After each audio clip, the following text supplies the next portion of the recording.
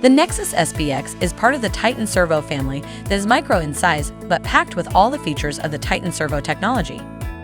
The NEXUS-SPX is ideally designed to be used as a closed-loop pulse-mode servo driver, but also as a standalone controller, similar to the SCX model.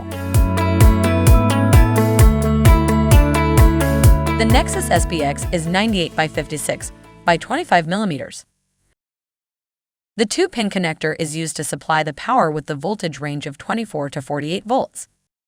The 4-pin connector is for connecting the stepper, brushless, DC, or voice coil motors.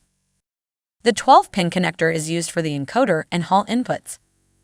The 16-pin connector is used for 3 high-speed digital inputs, 2 digital outputs, and encoder output.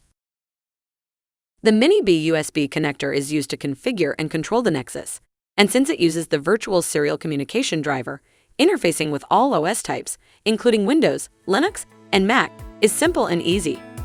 The NEXUS-SPX has the second sight motion analytics algorithm inside, ready to be enabled, and to monitor the real-time motion system status, as well as predicting and preventing future potential failures. TITAN-NXS series, simplifying the servo for Industry 4.0.